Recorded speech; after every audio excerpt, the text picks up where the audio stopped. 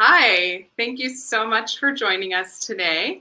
My name is Teresa Remick, and I'm the Managing Director of the Page Theater at St. Mary's University of Minnesota.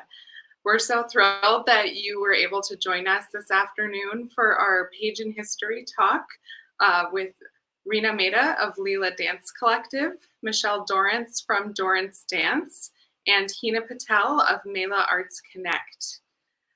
As you may know, the Page in History series is a longtime partnership that we've had with the Winona County Historical Society.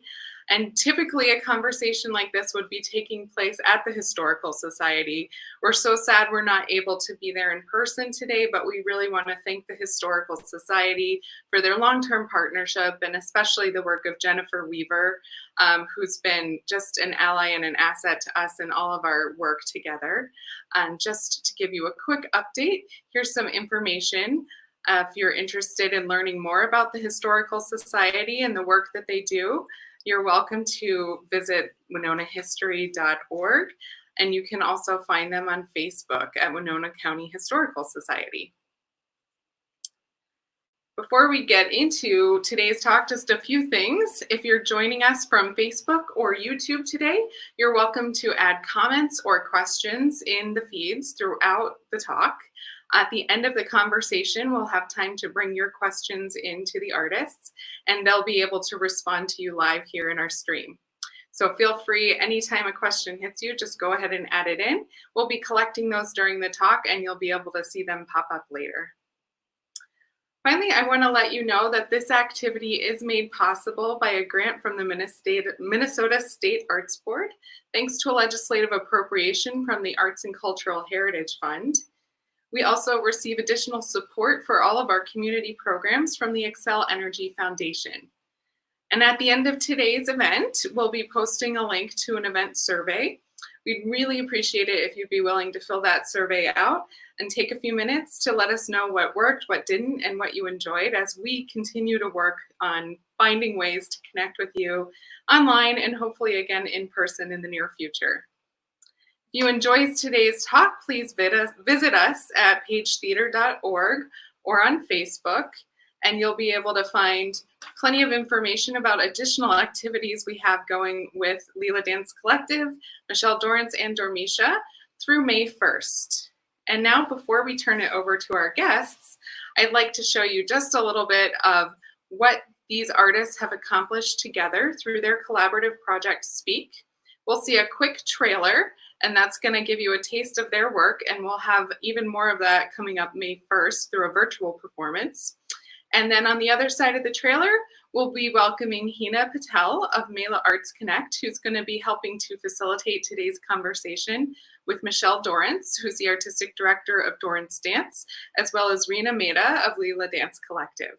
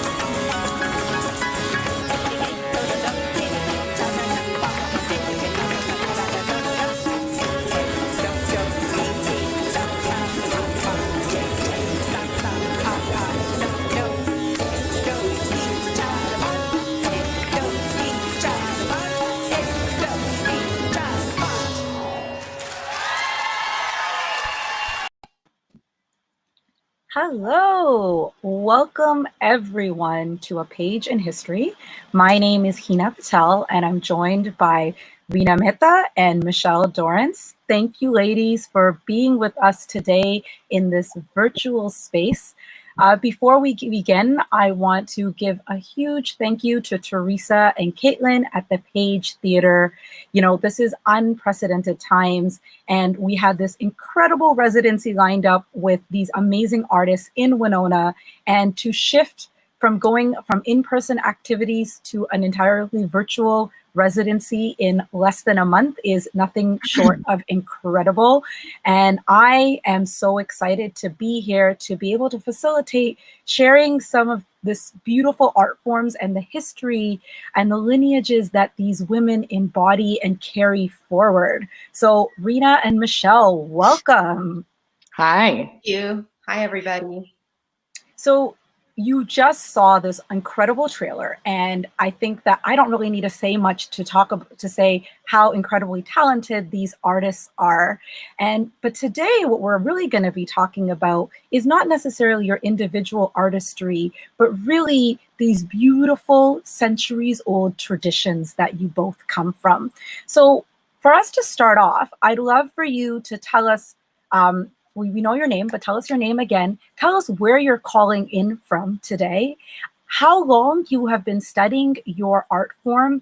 And I know that lineage and ancestry in both of your traditions is so, so important. So I'd love for you to bring in the names of your teachers into this space and into this conversation. Rina, we'll start with you. Sure. I'm calling from Los Angeles, California, and it's about 80 degrees here today. So we're really excited. It's been cold and we've been missing the Los Angeles sun. And I have been, I've been studying and performing Kathak for about 20 years now, a little over 20 years. And my Guruji is Pandit Chitresh Das, a very renowned Kathak artist that originally is from Kolkata, India. That's East India. And he migrated to San Francisco, California in the 1970s. Oh, thank you. Michelle. Hi, I'm Michelle Dorrance. I'm calling in from Chapel Hill, North Carolina. I escaped New York City. Actually, I thought it's the responsible choice to leave in case you get sick if there's somewhere else to go, so as to not overcrowd hospitals. And I'm lucky I had somewhere to go. So this is where I was born and raised and studied dance since I was 3 and probably tap dance since I was 4 or 5, and have a very special childhood mentor and really lifelong mentor as well, Gene Medler. And since we're talking about lineages, there was a big moment in his life when everything changed, and it's when he studied with Honey Coles. So I should also just mention the sort of lineage that passes through to us. Honey Coles and Pegleg Bates were huge inspirations for Gene, and then a myriad of a number of other folks, but those 2 guys in particular. Fantastic. Thank you for doing that. So Kathak and tap are the 2 dance forms, but really I would say musical forms as well, because they're 2 percussive dance traditions, Kathak originating in India, tap originating in the United States, both being created thousands of miles apart from each other, but having so many similarities. I mean, you're talking about histories of political influence, multicultural influences, being connected to oppression as well as protest and reclaiming identity. There's so many things that I've gotten to learn from both of you guys about these traditions, which I want to be able to share with everyone joining us today. So why don't we start? We are in America. So why don't we start with the dance tradition that comes from America, so with tap. So Michelle, could you walk us through a little bit of the history? Because we're talking about centuries of history, but a quick overview from the foundings of tap to today. Absolutely. So I always think it's really important to note just a general overview that tap dance is a part of the African diaspora. And it's hugely important to note that West African traditions and African traditions in general live inside of the form to this day, and that it is really the marrow of what makes this form what it is. And as it was developing, this is a form that developed in conversation with other cultures, particularly Irish culture, but not completely devoid of some, English influence as well. I always find it really important to bring up a few things. And this, I'm going to read, I found the image that I took the only time I've been to, which was very hard to get into for a while. Sorry about that, just knocked the drum that I have this laptop sitting on. Just gave it all away, guys. The first and only time I've been to the African American Museum at the Smithsonian in Washington, D.C. We were able to go as a part of the DC Tap Fest. There was like a year-long waiting list, and they got the entire festival in during a time that was unprecedented. So I was really grateful to be able to be in this space. And as much as I considered myself someone who studied American history pretty deeply, there were a number of things, of course, that are often left out of history books, and some pretty pointed things that I thought were really important, because I could see the effect it had on the development of American culture and, of course, tap dance as an art form. So it was essentially born on the slave plantation, and at one point, slaves and Irish indentured servants were quartered together. A notable rebellion that was the beginning of the legislation that ended that kind of thing from happening was in 1676, Bacon's Rebellion. And I want to read this placard, so give me a second. I'm just going to read this. Bacon's Rebellion. White landowners were terrified to see Black and poor white workers united in any cause. In 1676, Nathaniel Bacon led a rebellion of Black and white colonists against the governor of Virginia, William Berkeley. They demanded that Berkeley open up new lands for settlement, end Native American raids, and regulate the abuse of servants. The short-lived rebellion resulted in the government limiting European indentured servitude, period. And the scales tipped. Europeans gained new rights, and Africans lost their freedom. And this, I think, is a very pointed thing to note now, because this is the beginning of the divisiveness of the lower class in the United States and the birth of poor whites in Southern culture, harboring a kind of elitist, hostility, racism essentially, but also just a greater than thou-ism. And so I think that that's really important, but also that then severed what was once deeply historically a cultures that were united and connected. And then you see other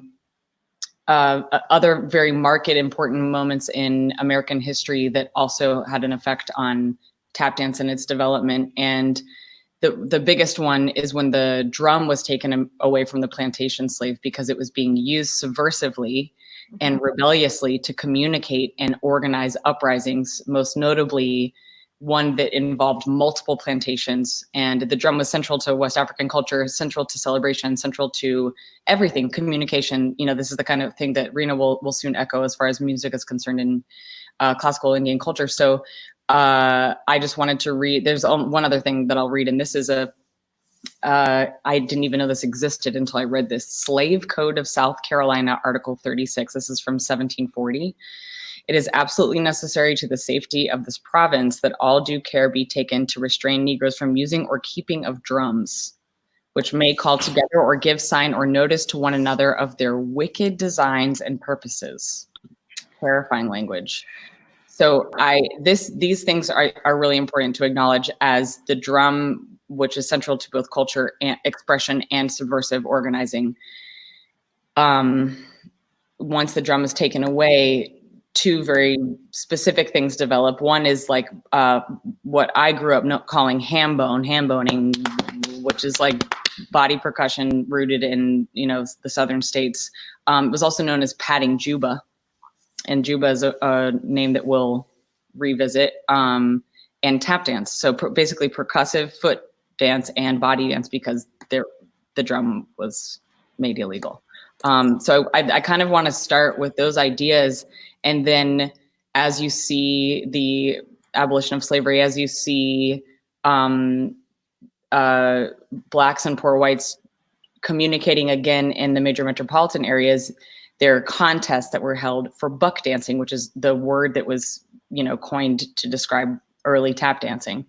and most notably, a contest that we all know of between John Diamond, an Irish dancer, and William Henry Lane, an African-American dancer. William Henry Lane, known as Master Juba, won this competition and became, as far as I'm concerned, the first world famous American dancer, and toured Europe. Was the most written about dancer, or maybe the most written about entertainer, period, in London for an entire year. Like he just, anyway. Oh, and Teresa, if you got that photo, there is an image of Juba, William Henry Lane. Yes. Thank you.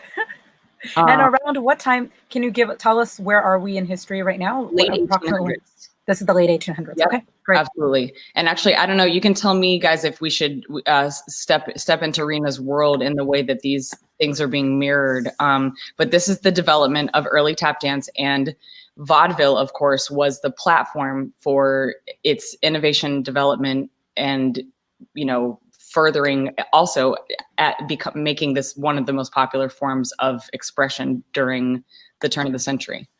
Right. And then, of course, everyone knows the movie musical and the incredible tradition of tap dance has inside of that. But that you also see tremendous institutionalized racism inside of that lens as well. So there are incredible innovators that are only written about that we don't have footage of. Most notably, the Whitman sisters, who ran their own vaudeville tour, known as the best tour of both the black and the white vaudeville circuits. One of the Whitman sisters was Bert Alberta, was a male impersonator, and the other, Alice Whitman, is known from all the old legends that we knew when we were kids in the 80s and 90s. They were like, yeah, Alice. Everyone always said she was the best, that she was better than all the men. And, so I always like to shout out the Whitman sisters, even though what we have essentially are writings. We don't have footage of the Whitman sisters. And then you move into kind of the most notable tap dancer of the early 20th century, Bill Bojangles Robinson. And we have an image of Bojangles as well, with Shirley Temple, who he's often identified with. But Bill Bojangles was one truly civil rights activist as well. This is the first time a black and white hand was, held on the silver screen. Bojangles was the first black soloist. There was another, I don't know whether it was a law, but it was definitely, some sort of statute inside of the cultural, tropes of the time, called the two-colored rule. And if you were a person of color, you had to dance in pairs, trios, or groups. And the fact that Bill Bojangles Robinson pushed through to become a famous soloist during that time is unprecedented. And also, he refused to wear blackface. And this moves us into minstrelsy being pushed out of popular culture. And he was a huge revolutionary in that direction. So there's so much I could say about. It sounds like big pillars. Yeah, and there's a huge history. Yes, you're talking about classism. You're talking about protest. You're talking about identities and cultural mixes, and also timelines. And what's so interesting is that there's a lot of parallels in some of the timelines between the development of tap as we know it today and Kathak. Kathak, as you acknowledge, tap really comes from the African diaspora, the West African diaspora in particular. Kathak is an Indian classical dance form originating in India that has a centuries-old tradition. And Rina, I'd love for you to provide us with a little bit of background on Kathak from sort of the early influences, but more so, I'd love for you to bring it also to how Kathak came to the United States, because that's where we are and that's where your stories continue. Sure. So I'll do this really fast. I'm covering hundreds of years. So the earliest written references to Kathak dance actually date back to 400 BCE, just to give you a sense of the longevity of the tradition. And those references are in the Natya Shastra, which is an entire treatise, an entire book that guides the development of Indian dance and theater and drama. And there's also a lot of symbolism in Indian mythology related to dance. So Lord Shiva is the Lord of dance. And Teresa, if you have that photo, it's the first photo. I'll pull up a photo of Lord Shiva. He's awesome. So this is him in a dancing pose. And if you notice, through his dance of destruction, he's actually defeating evil. So the black thing at the bottom is a demon that he's killed. So it's very interesting that a big manifestation in good versus evil is actually dance. And so this is, just to give you all a sense, and then we can take that image away. And we then, the art form initially is really a temple dance and a means of communicating and telling the stories of the Hindu gods and goddesses. So we have a group of Kathakas, which are, hereditary dancers whose hereditary profession it is to dance and mime, traveling from village to village, kind of telling the stories of the great gods and goddesses. And we move into the 12th and 13th centuries, where you start to see the Mughals coming to India. They haven't quite yet gotten a hold. They're not ruling India in the way that they do in the 16th century, but the influences are starting to happen. And you have a movement called the Bhakti movement, which is really a syncretic movement. It crosses over religions. So the parallel movement in Islam is the Sufi movement. And those two movements kind of are happening side by side. And they both are advocating love as a primary means of achieving and connecting with the divine, as opposed to ritual and institutionalized religion. So the Bhakti movement and the Sufi movement were really this stand against institutionalized religion, and in many ways against the Brahmin, the upper caste, at that time. And what you see is this movement dramatically influenced the dance, because now in Kathak dance, you start to see stories of that divine love as represented by depictions of the love between two mythological figures, Krishna and Radha. And the love between Krishna and Radha is really a metaphor for the love between a human being and the divine. So now you see the repertoire and the material and a lot of development of this art form. Now in the 16th century, we have Mughal rule has finally taken a real stronghold. And this is where you see Kathak move out of the temples and into the courts and become really a form of entertainment because the Mughals are Muslims. Is that correct? They're practitioners of Islam? They're Turco-Persian. They're Persians? Okay, great. Muslims that have come. So Akbar, Babur, Aurangzeb, all these, and they've now established large courts all over India. And we see that the dance becomes, now the dancers are not dancing in the temples, they're dancing in the courts, and they're paying their respects not to the Hindu gods, but to the Muslim kings. And you see this absorption of Turco-Persian aesthetic and culture into the art form. So, and this is actually where Kathak really, really developed. And it's because of the patronage of these kings, all the dancers and musicians flocked. So in the 16th, 17th and 18th centuries and 19th, Kathak dance and Indian classical music developed, and really established itself as classical art forms. They developed in sophistication, in vocabulary, in repertoire. And so this is really where you can trace back modern day Kathak very clearly. So, it had a great many years where it thrived, and then comes British rule. And so British rule is where you start to see, initially when the British came to India, there was a lot of, mixing of cultures, and the British ruling class was really mixing with the native Indian population.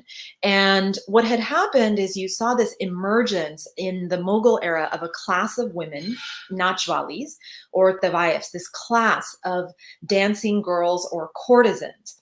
And these women really rose in notoriety. They rose in their social standing. They rose in power. And they were the only women in the 1800s and late 1700s that were allowed to own property. So they also amassed a great deal of wealth.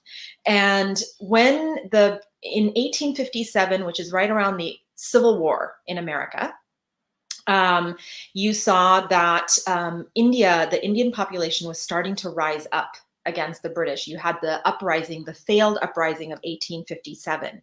And the British shut that down and again really strengthened their stronghold on India for the last part of the 19th century. And the big place that the British really started to fight and to control the Indian population is on the plane of cultural identity. So really to attack the cultural identity and the cultural customs of the Indian population. And you saw a lot of stigma start to come around with these dancing women, right? They were the social purity movement, all the social mores of the Victorian era were starting to come. And in 1892, you saw the start of the anti-dance movement, anti-nautch movement. Dance was publicly banned. A lot of the courtesans, a lot of the working women, a lot of the women that were carrying these traditions really had to they went into poverty, they went underground. Many of them had to go into sex work and prostitution to survive. And there was a period of about 80 years where the dance form really kind of just went underground. And of course, when the Indian nationalist movement started to rise up in the mid-1900s, India reclaimed Kathak dance. You saw a transition of Kathak dance from the Tavaifs, from the courtesans to the middle class, and they reclaimed this art form as their identity. So you saw a big renaissance in Kathak. At that time, around the 1940s, 1950s, India's independence is 1947. Now, at that time, right after India's independence, you're seeing the civil rights movement, right? So India's independence is 1940s. You see Gandhi, Gandhiji come up. There's a big influence that Gandhi has on Martin Luther King. And Martin Luther King is leading, along with many other individuals, the civil rights movement here. So the beautiful connection is, here you have the influence of Gandhiji to Martin Luther King. You have the rise of the civil rights movement and the success of the civil rights movement, which leads to Lyndon Johnson signing the 1965 Immigration Act, which opens up immigration, particularly to South Asians. That 1965 Act is what allowed my parents and my Guruji, Pandit Chitresh Das, to migrate to America. And my Guruji, Pandit Chitresh Das, is one of the pioneers, having brought Kathak dance to America in 1970. And then in 1971, he arrived. A year later, he was in Maryland first. And then he arrived to California. He established a dance school, a dance company. His first company members were all, he liked to call them blondes and brunettes, American women studying Kathak dance. And they went on to achieve great fame as a Kathak dance company in the 1980s. And his probably third generation company is where I come in. So I started studying with him, very late in the late 1900s. And I'm probably the third or fourth generation dance company. So that is quite a lot of history I just covered. But in short, that is the history of Kathak and how it came to America. Amazing. What I find so interesting in all of this is just like there's so much history, and what a legacy to be part of. And I want to dive in. Thank you for giving that background. And I want to dive into now how you guys met and how your traditions met. So Rina, you just spoke about Panditji coming in 1970 and establishing a dance school, right? Both art forms, whether it be Kathak or tap, have been connected to other art forms, right? Michelle, you spoke about Irish dancing, there being connections there, as well as other dance influences, right? In Kathak, in India, you see influences of some of the folk culture and the folk forms as well, be it in the stories, be it in the music, right? So there's a lot of these influences musically, in terms of what's being told, as well as aesthetically, right? That come into both of these, right? I want to know, when did Kathak and tap, and really the conversations between Kathak and tap, begin from your perspective? I'll make a quick note of this because so I stopped in the early 20th century. Rina, it was like really impressive how quickly you moved through that history. But so what I didn't include as a part of this history, which is really important, number one, is as tap was flourishing, Rina mentioned basically during the period in the courts, you see Kathak really like, being refined and pushed. During vaudeville, of course, because every performer is trying to outdo the next person, and or in these contests that I mentioned in buck dancing, literally in order to win money, in order to survive on the street as a street dancer, you have to constantly be innovating. So the innovation in tap dance is happening like wildfire in the early 20th century, and is also pushing forward the music of the time. Literally, tap dance helps give birth to jazz music, and then continues to push it in rhythmic sensibility, in meter and feel, and all kinds of different ways. So, and with jazz getting more sophisticated in the bebop era, and tap dance did as well, it also became less popular.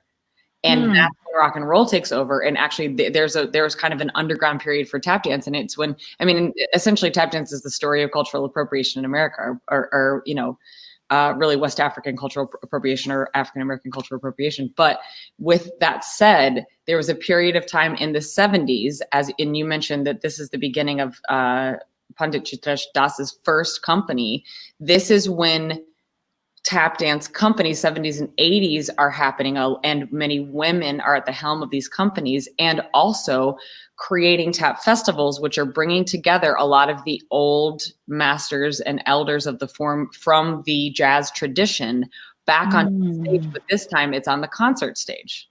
And in part also because a stage like the vaudeville stage does not exist anymore. The movie musicals don't really exist anymore. And this is such a brilliant live, most notably solo art form, that these companies are making it an art form that also has choreography for larger groups that aren't just a line or a part of a musical or part, you know what I mean? That there's another element involved there.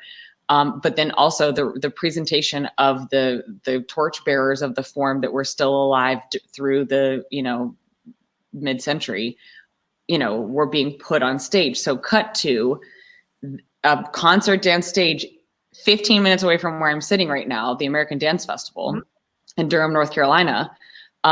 Every handful of years would create a percussive dance evening. And this particular percussive dance evening was called the Festival of the Feet. Am I right? Yep.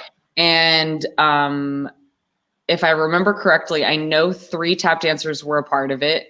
Jason Samuel Smith, David Gilmour, and Roxanne Butterfly. There might have been a 4th, but those are the 3 I'm remembering right now. And I'm thinking that it was Chitresh and the company. Okay.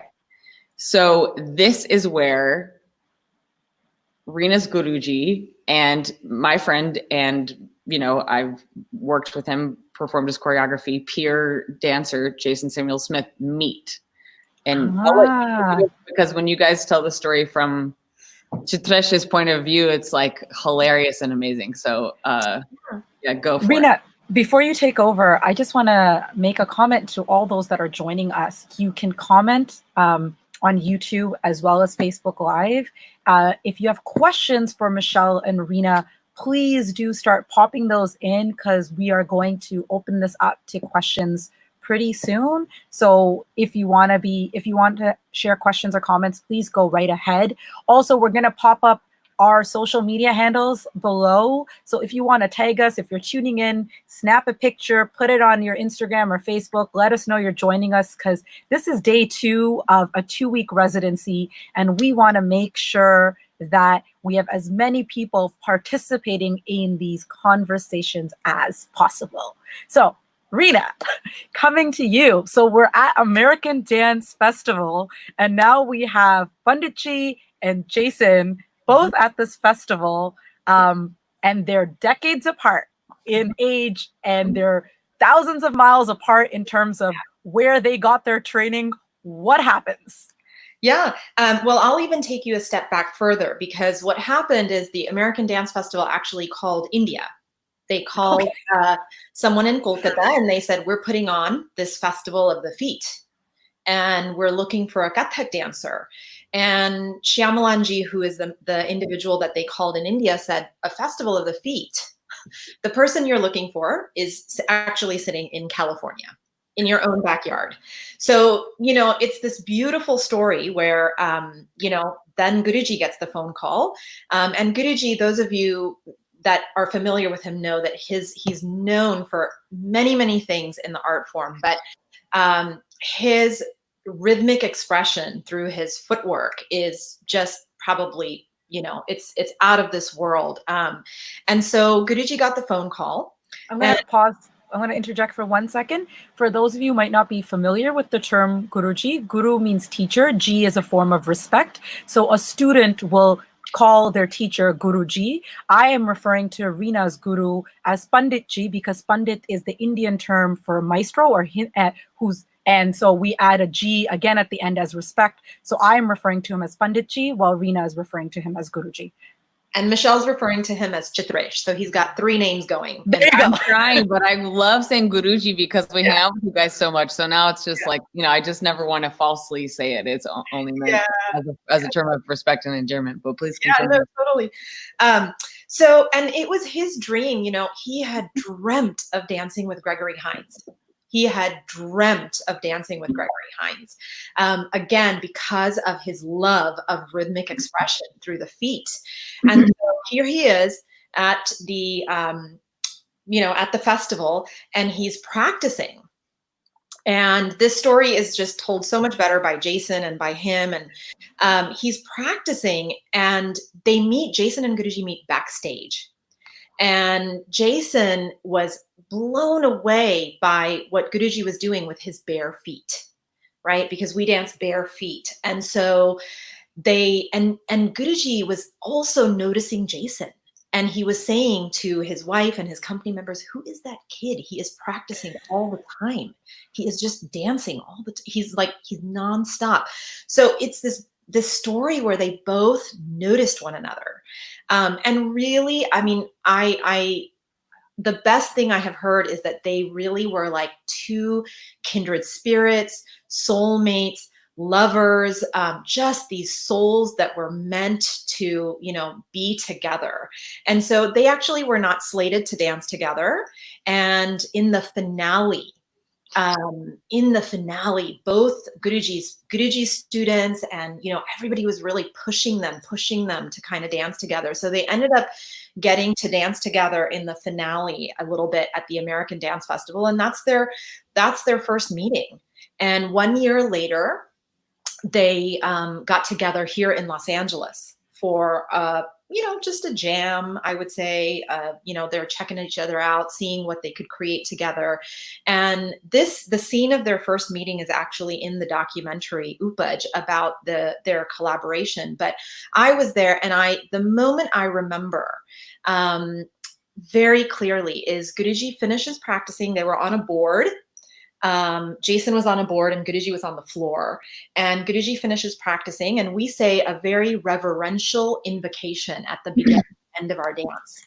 So Guruji finishes, the rehearsal is over. He does this pranam, it's quiet. He's kind of doing this incredibly respectful thing, goes down to the ground, gets up and leaves. And we're all getting ready to leave. And all of a sudden, Jason goes down to does his own version of pranam, goes down to the ground, touches the ground.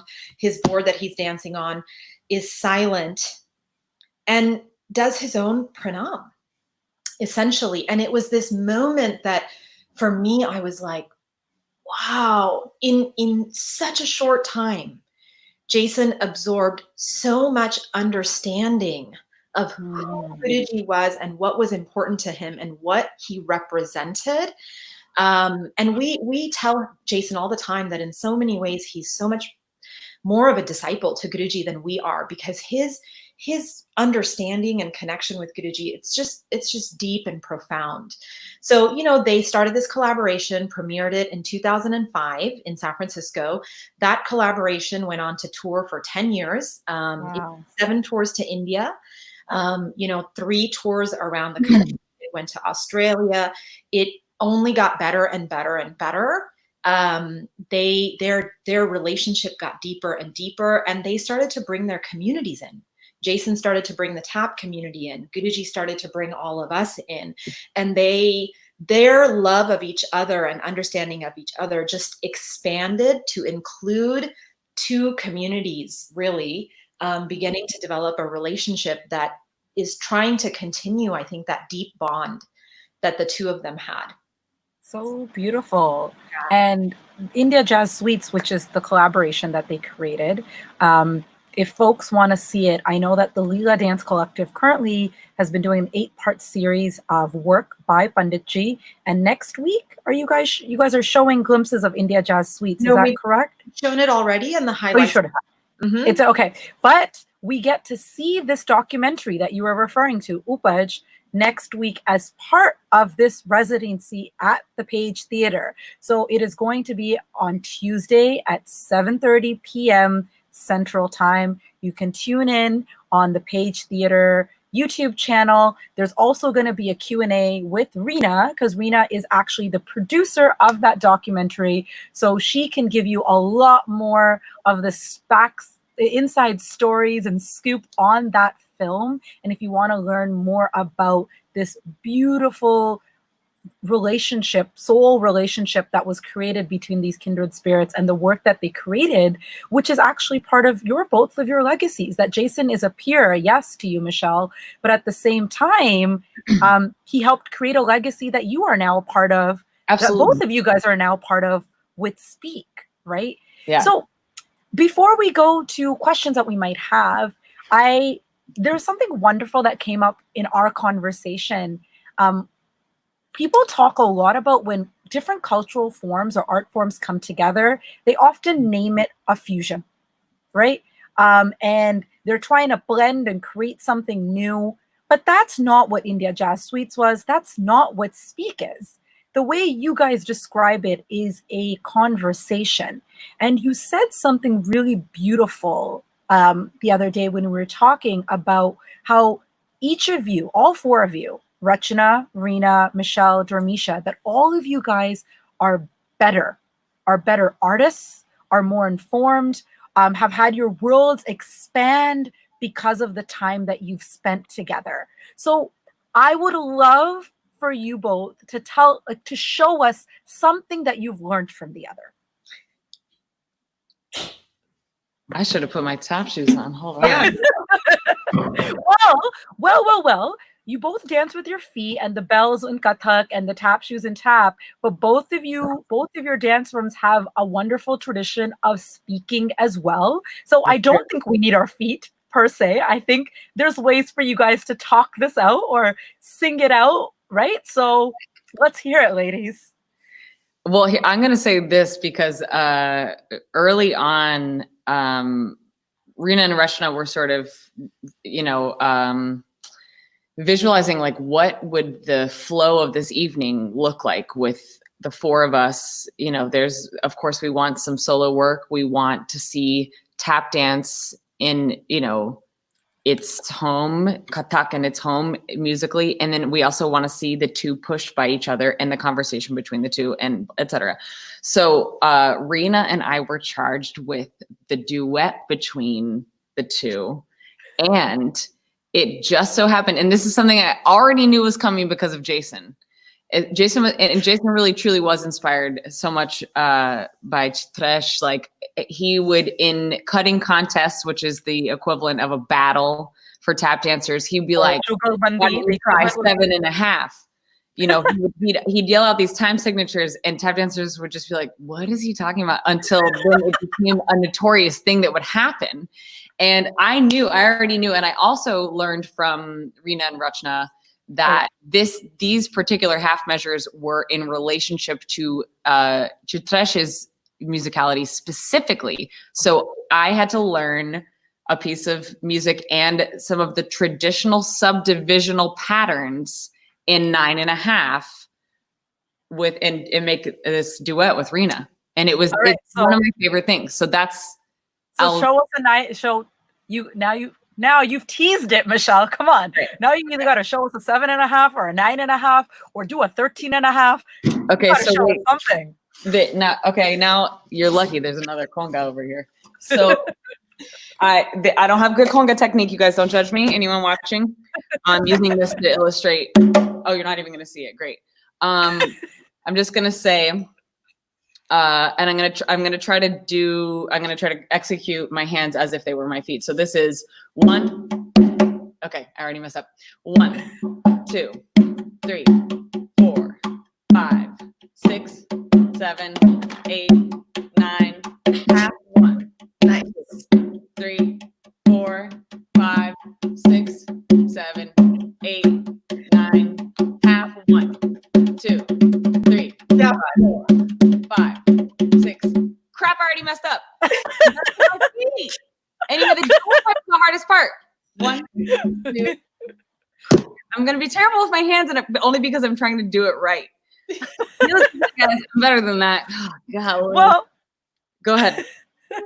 Well, you could also hold down the beat, and do we want Rina to just do something on top of it? Oh, you got it, Rina. Oh my God. Is that gonna work? Are we in sync?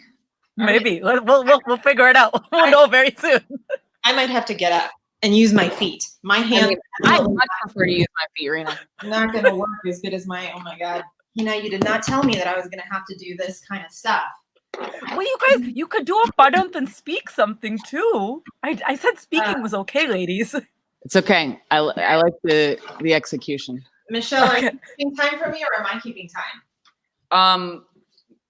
We could try to do it together. You know what I'm going to do? I'm going to put on a leather sole shoe so that I'm not so loud. This is a thing, you guys. This is something that we had to navigate when we were miking this show. Aluminum taps are loud. Bare feet are not as loud as aluminum taps. This is true. Okay. Good luck. I also, in the meantime, just say hello to Dormisha here for a second. Okay. Okay. Good luck, everybody. Ready, Rina? Yeah. We might not stay together, but let's give it a go. You want to go from the top of 9.5? Yeah. Tere kita tun na tin na di na di na tere kita tun na tin na di na tere kita tun na tin na di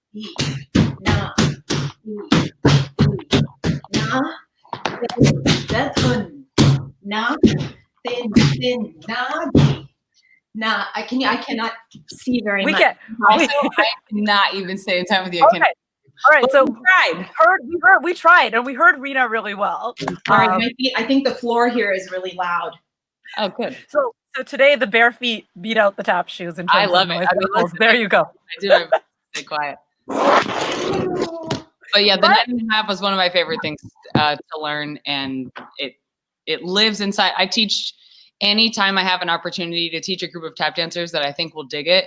We use it as a part of, like, when you're warming up, you also want to be working in a way that challenges either the way that you sit in a phrase musically. So even something for us that is rudimentary, which are toes and heels, it becomes increasingly more challenging if you have that kind of rhythmic sensibility or that structure or that subdivisional, those ideas, and the way you sit in the phrase, like, pushing you. It's so much fun. So amazing. Yeah. So this is all work that makes its way into speak. So is it just with your feet? Because I know there's a lot of speaking, but you and Rina, you were just speaking. You were speaking it out loud. And for those that might be unfamiliar with Kathak, could you explain what you were doing? Sure. So I was reciting the 9.5 beat rhythmic cycle. I was keeping time, essentially. But the words I was using, they're called bowls. So what I was reciting, typically for us, the language of the tabla, the drum, is what keeps time. So I'm reciting the 9.5 in the language of the drums. And I just want to also point out that when Michelle was doing the counting the 9.5 and you know, tapping it out with her hands, that also is a really specific technique that Guruji encouraged us to learn, to be able to keep an underlying rhythmic cycle, reciting it while dancing on top of it. So typically I would have had a musician helping me keep that 9.5 cycle. Yeah. So Michelle shared something that she was able to learn and bring in, like, what I'm hearing is an expansion of musicality, Michelle, right? In terms of these half cycles and sort of the Indian approach, which is cyclical and all of that, right? With and the different types of tals and how you improvise within a tal cycle and all of that. Rina, what for you was an expansion or a new thing that you were able to gain from the sisterhood with these wonderful artists? And this interaction with jazz and with tap dance. I mean, so much. And it is so whenever we get a chance to spend time together, I am just so fulfilled because there's so much learning, and we all get to be, you know, I think that's one of the other things that's really common is that we love learning. We're nerds, like Michelle said yesterday. So, you know, I can tell you a little bit about some of the ways in which specifically in the dance. So definitely the kinds of time signatures. One of the first times we did speak, and we worked with the jazz musicians, they wanted us to do a blues inspired piece with some improvisation in 12s. And we don't work in 12s very much. We work in 16s, we work in 9.5s, but 12s, the 12-beat rhythmic cycle is actually used by vocalists, Indian classical vocalists, a lot, but not by dancers. So I still remember I was like 12. So I remember on stage, and there's some of the YouTube clips, my face is like 1, 2, 3. I'm not smiling because I'm desperately trying to not go for the extra 4 beats and go into a 16. So, you know, these kinds of things. And then Michelle, you weren't there, but when we were in Hawaii, we were working on a piece on Jordu, which was, Rachna and I we have a piece where we are dancing to a famous jazz piece. And, you know, we're trying and we're working it out. We're working the improv. And then Carmen, our pianist, very quietly on the drive home says, you know, I just wanted to let you know that, you know, we're actually, you know, Austin is keeping the beat on the 2 and the 4, not on the 1 and the 3. And I was like, oh my God, that's why I can't find the 1. I thought I was really dumb. I was like, these, you know, these little things that you like learn, they're amazing and they're so much fun. But I would say actually and you know, also the style, right? Tap is really free in the upper. So, you know, we're very controlled and really uptight sometimes, right? In our upper body. And I remember one of the first times we did the show, I dropped my shoulders because the freedom of expression in the upper body is so much greater. And all my friends the next day, we were so excited to see you drop your shoulders, Rina, and not be this person that you are on the stage, right? So these are all some of the fun things, but I would say the thing that I learned from Michelle and Dormisha always and forever, and I'm so excited to learn, is really how to be powerful women. They're amazing to watch. They wield power. They wield creativity.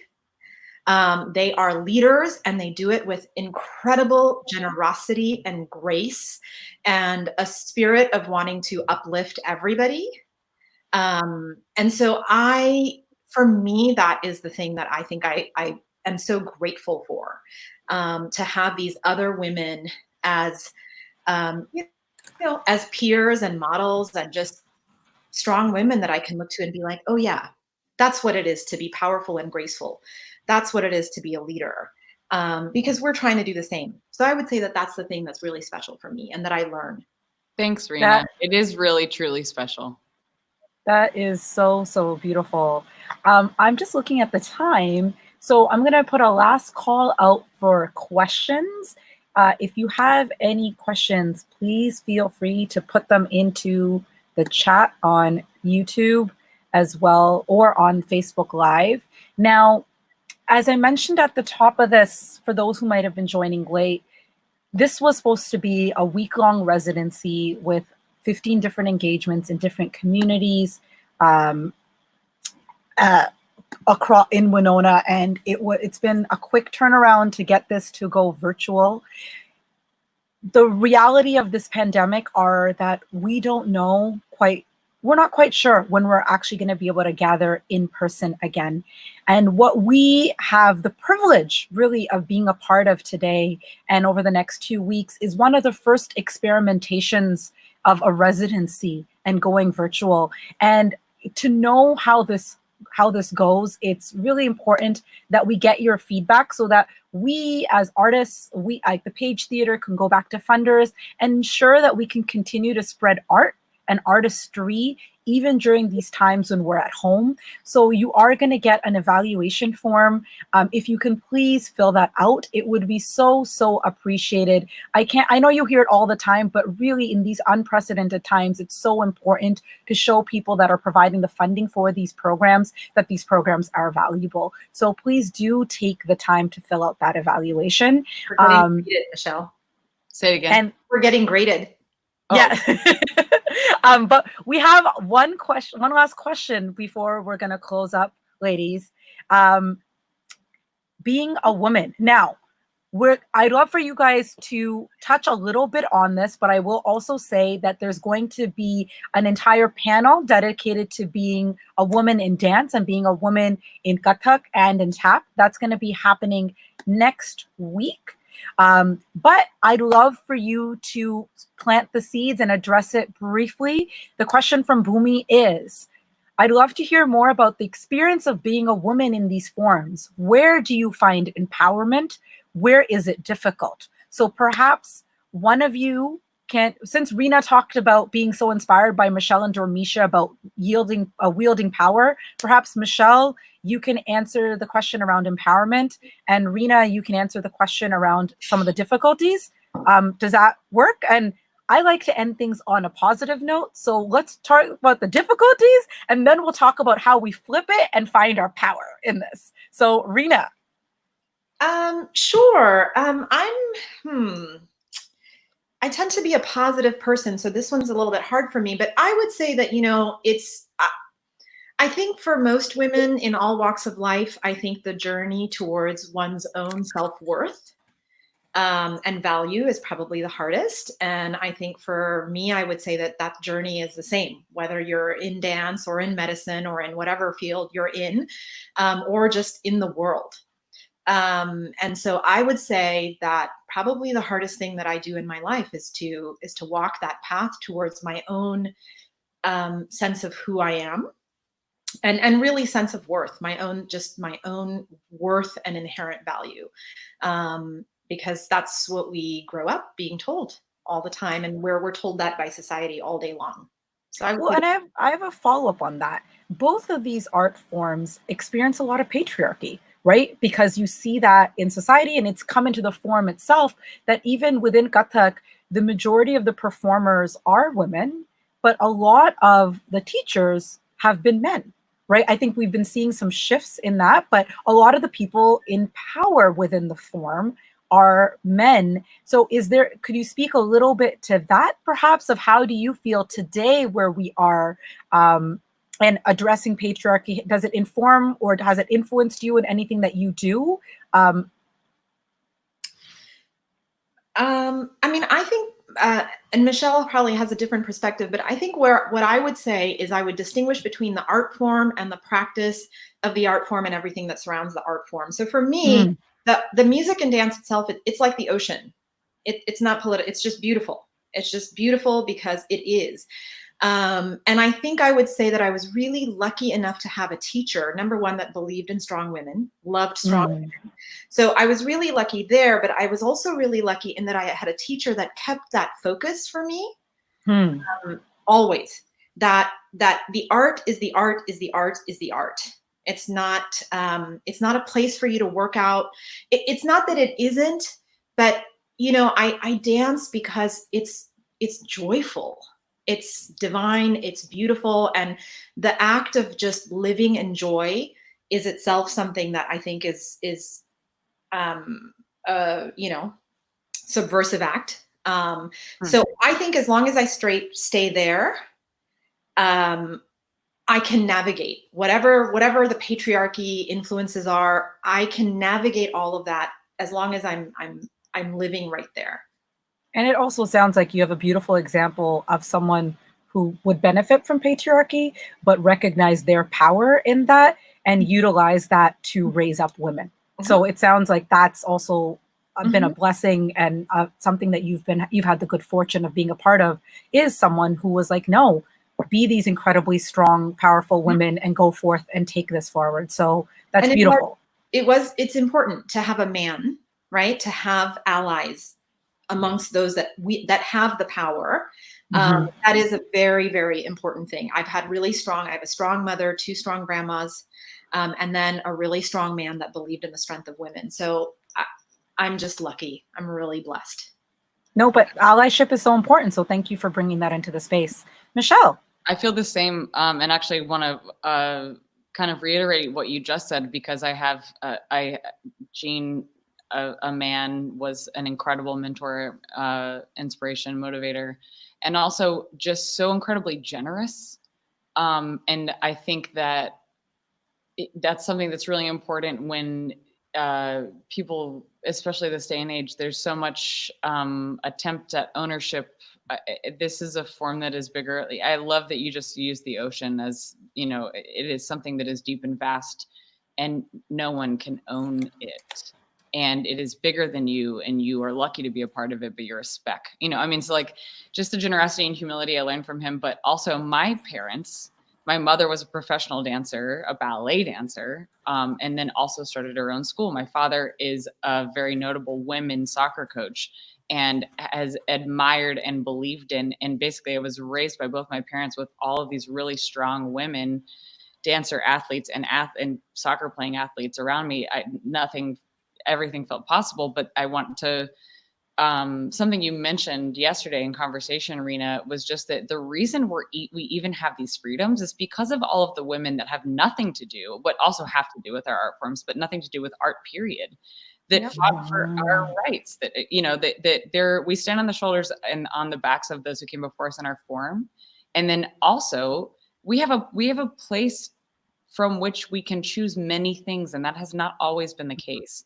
And I'd also say that for my mentor, like he never called me a tomboy.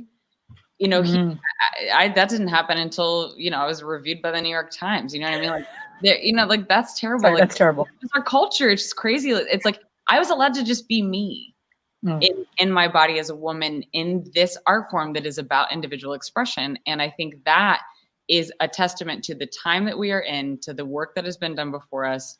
And also what you were mentioning about love being really a revolutionary thing. And that is something that if we live inside of that in relationship to our forms as well, that is almost more subversive than anything. And so the fact that we are as genuine and honest as we are, by ourselves in our form on stage in front of others is the greatest gift that we can give, that we get to say we happen to be women in our form now. Yes. And we're lucky. Of course I'm also very honored to be a woman in this field. So, I could dance in both directions, but what I really mean to say is just that it's an incredible privilege to be a part of this, but it's also, I love that it's our right and that's supported. I love that. And I think that ties back to where we began, right? That there's been so many political influences on both of your art forms, right? That with tap, when you're talking about the drums being taken away, the separation of slaves from indentured servants, right? Of the whites from the blacks, or talking about the civil rights movement, or talking about how blacks they had to dance in pairs. And someone going out and going, I'm going to do this by myself. Or in India, with regards to Kathak, you're talking about the British anti-Nach movement and then Indian nationalism and using art and culture as a means of reclaiming identity. You're talking about the Immigration Act, which allowed people like Pandit Jitras Das ji to come to the United States to create these spaces, right? The Civil Rights Movement, which gave Indians and Asians the right to vote, to be here, to not have to deal with segregation. All of these things inform who we get to be today as artists, as humans, as people, as Americans, as citizens of the world. And I love what you shared, Rina and Michelle, that you talked about, of generosity, that we are privileged. I think it can be, we're so privileged in so many ways. And the struggle will continue, whether it be through our art forms or outside of it. But as long as we remember, center joy and love in what we do, and generosity, that we can collectively grow together. And I think that's the message that I feel you guys are sharing through Speak, through your art forms, is that collectively we can create beauty, and we are not diminished by collective creativity. In fact, we all become better because of it. So thank you, ladies, so much for joining us today, for being a part of this our first public activity for this Speak residency. The artists of Speak are in a digital residency at the Page Theater for 2 weeks. We have a lot of great conversations and activities coming up, including a panel discussion on women in dance next week. Rina touched a little bit on lineage and her guru. Her dance sister, Rachana, is going to be in conversation with me next week to talk about the Guru Sishya Parampara, or the tradition in which Indian arts are transmitted, the oral tradition. So you can learn more about that. We have workshops, we have screenings, we have a version of the performance itself. These artists have been incredible in reimagining everything that we have going on. So please share with your friends, tell them to come. But thank you, Rina and Michelle, so much for joining us. Thank you all for being here with us.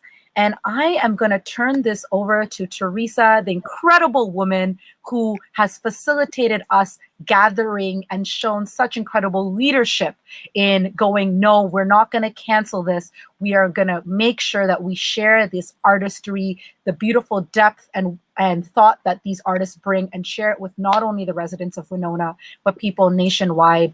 We have Teresa Remnick. Hi. Thank you.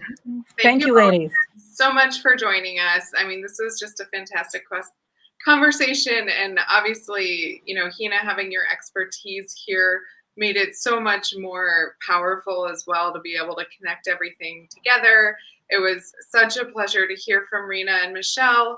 And if you heard things that you're interested in, we do have so many more events. As Hena mentioned, there's the Women in Dance panel, which will be next Wednesday. That's going to be moderated by Renee Copeland, who's a dancer with Ananya Dance Theater, but also a Winona native and an alum of our Minnesota Conservatory for the Arts. So we're really excited to have her coming. We will also, again, have the screening of Upaj Improvise, the film that features the India Jazz Suites collaboration that kind of laid the groundwork for Speak, as well as a talk about the music from the show coming up Friday, which I think is our next big talk. So again, if you'd like to learn more about those events, feel free to look at the events stream on our Facebook page. You can also go ahead and visit pagetheater.org. Right on the homepage, there's a big picture of some beautiful Kathak and tap feet, and you can click on that and I'll take you to the full event list. One more time, we want to give a great thank you to the Winona County Historical Society. You can go ahead and visit them on Facebook as well. They're sharing lots of wonderful Winona-based content during our quarantine. And then again, the artists for today, we have Rina Mehta. You can find her online at Rina Mehta Dance or through the Leela Dance Collective. Michelle Dorrance, she's at Dorrance Dance or Mash D's. And then we have Hena, who you can find at Hena Tabla. And Hena does wonderful work as well. Thanks again so much for joining us. If you tuned in late or if you had trouble finding the stream, don't worry, you will be able to restream and rewatch these videos. They'll live on our sites for a while as well. So fill out your evaluation, guys. Seriously, yeah. It is so important. We want to make sure we can connect. Like, we'll make sure that the Page Theater can continue to provide programs like this. And we can only do that if we get the evaluation. So please do fill those out. Hena's right. And thanks. It's so lovely to see you. We've got Grace. She's one of our wonderful ushers. We're so happy to see you. And thanks again to Winona County Historical Society. We're going to sign off for now, but we hope to see you again soon. Bye, everybody. Thank you.